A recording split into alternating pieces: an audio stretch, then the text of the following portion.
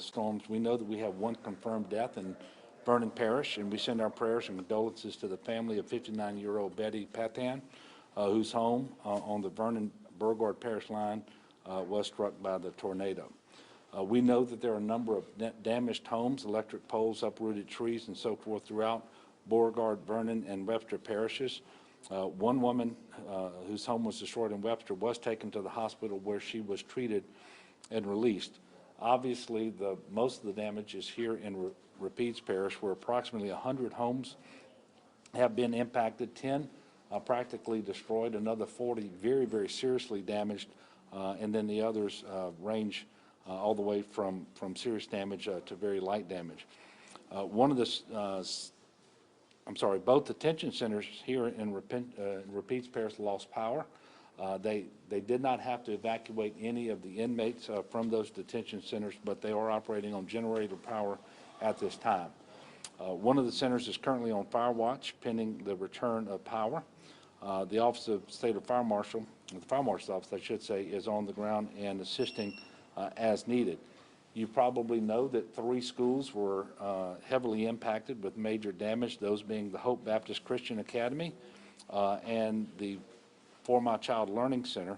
We also had a public school yesterday, an elementary school, the Mabel Brasher School, that was severely impacted and damaged, and that school is not open today. We do have Superintendent Jeff Powell of the Rapides Parish School System, who's here to answer questions about that school. I know that no announcement has yet been made, but if you've got questions about the public schools here, you'll have an opportunity to address those to Superintendent Powell when I finish speaking. In fact, you can address any question to me or to the folks behind me, depending on the nature of the question. We do know that children were at the Hope Baptist facility yesterday when the storm hit. Thanks to the teachers and administrators, they had a game plan in place just in case of a disaster struck, and it proved effective and life-saving for them yesterday. Students were taken from the school to the main sanctuary and then actually were instructed to get under the pews for their protection. There was only one minor injury, which when you put that into perspective, if you see the damage done to that school and know how many children and faculty members were there, you would know that that is a tremendous blessing. Ironically, the school actually had a tornado drill planned for this week. I want to acknowledge the school leaders for their foresight and the seriousness that they displayed yesterday, and this demonstrates why having a game plan for yourself and families and schools and businesses is critical. We will start the assessments for both public assistance and private assistance. Preliminary damage assessments have already started. Those are going to be ongoing for a period of time. Certain thresholds have to be met before assistance is available.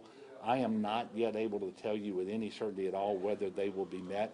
We know that it's about $6.5 million for public assistance in terms of what the state has sustained, and it also has to be over about $475,000, for example, here in Rapides Parish for public assistance. We do know that that there will be shelters open tonight. We're expecting very cold weather. It'll be in the mid-20s here in Rapides and across central Louisiana, so that we will have shelters open tonight both in Pineville and here in the Alexandria area as well. Over in Pineville, it is going to be the Keys Park Community Center, which actually opened last night. It will remain open tonight. And then in Alexandria, they're in the process of opening. It is not yet open, so we don't want people going there yet, but the Bolton Avenue Community Center, it will be open tonight. So we know that there are individuals who don't have power, and they're not going to have the ability to stay warm.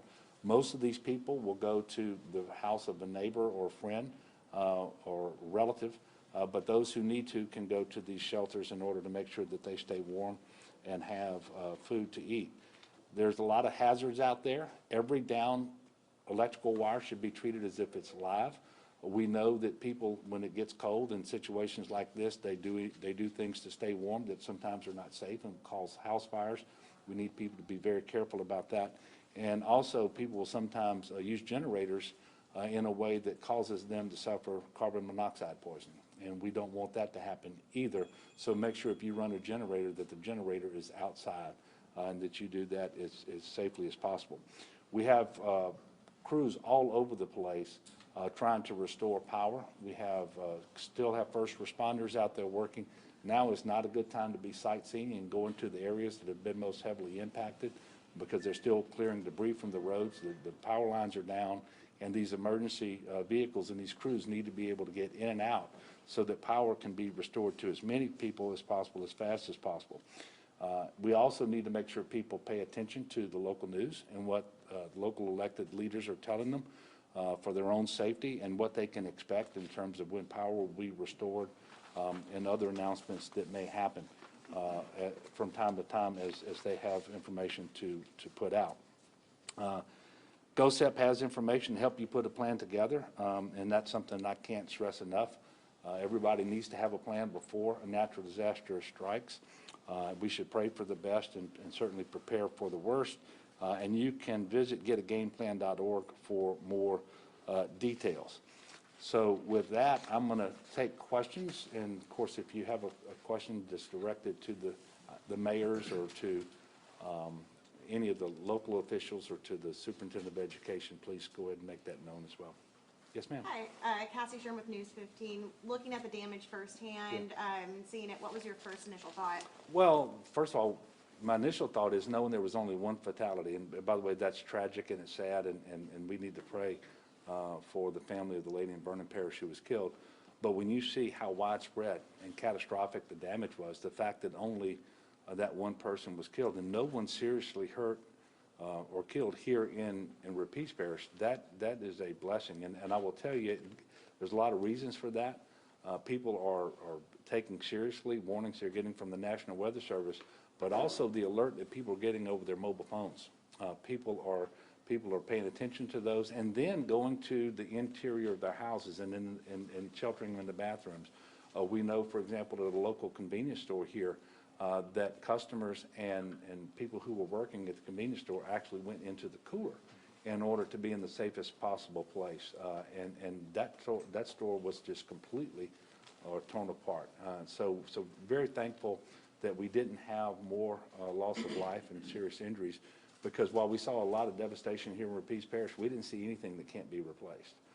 Now it's going to take a while, and people have to be patient, and it's going to be a while before everybody's lives are back to normal. But everything that we saw today can be fixed. Governor Dion Guillory, NBC Local 33 in Baton Rouge. I know you said the assessments are in the very early stage. Once those come in and they meet the threshold, are you going to ask for federal help? Well, if we meet the threshold, absolutely, we will. And it's just too early to know whether that's going to happen. I'm certain that the parish, Rapides Parish, is going to meet the $475,000 threshold, but we also have to meet one statewide as well, and it's $6.5 million. So if we don't get above $6.5 million worth of damage to public property, then we know that we're not going to qualify for that assistance. But the preliminary damage assessments have started. They're going to be ongoing until they're complete, and we'll know more. But rest assured, if we qualify, if we meet the threshold, we will be seeking assistance on both on the public side and on the private side. Any other questions? I have another question. It's Yes, kind sir. of along the lines of hers, but you know, you were taking the tour and you were hearing the stories, particularly one where there was a worker in a place and he was holding on to the steel beam while the storm was coming through. Walk us through your thought process in hearing stories like that, and how this particular storm may be similar or different from previous tornadoes or possible tornadoes we've seen. Well, you're referring to the story of someone who was a parish worker, and they were working at the parish maintenance barn. And if you saw the condition of that barn after the tornado tore it apart, you know how lucky all of those people are to be alive. But he was actually in that open bay area as a maintenance technician, and was able to hold on to a beam and make sure that he didn't get blown out of the building. And of course, he survived to tell the story. But we're going to have stories like that from a number of individuals who were able to survive this particular tornado, despite the fact it was a very, very strong tornado that came through a very densely populated area. And you can just look through here and you can see all the damage. I'm just, you know, I assume that this is the same as everybody else. I'm just very, very thankful that we're looking at buildings and cars and travel trailers and mobile homes and so forth that have been destroyed here, but not human life. And very, very thankful for that. And I encourage people to make sure that they put themselves in the best possible posture to withstand whatever a storm can throw at them by making sure they have a game plan to begin with, but also by listening to the Weather Service. And when that phone activates and tells you that there's a tornado nearby, you need to take action. That is responsible, probably more than anything else that we've seen over the last several years, for improving the way that we actually get through these tornadoes without more loss of life, because it's just been tremendous. You know, it wasn't that long ago. It was earlier this spring that we went up to Ruston, where a very serious tornado went through our heavily populated area. Unfortunately, there was one person killed there too. But when you saw the damage there, it could have been much, much worse. So as governor, I'm like everybody else, just very thankful that it wasn't worse than it is. But we certainly need to pray for the family of the lady in Vernon Parish who was killed, Ms. Patan, and send our condolences to the family as well. And like you were talking about earlier, a little surprising too, or shocked. I mean, it went straight through the middle of town where a lot of people were working. It wasn't just out in the outskirts of rural areas either. Just kind of shocking. No, that's right. And you can see that it kind of just hopped and skipped. And you had businesses, for example, in homes right next to one another. One would be very, very heavily damaged, and the other one not even touched. And so you never know what to expect from these tornadoes.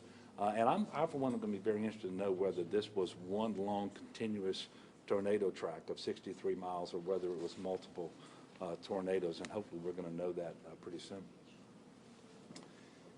Y'all are good?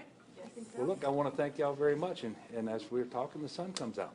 Right. Love it. Thank you all very much. Appreciate you. Thank you, Governor. Thank you. Y'all got off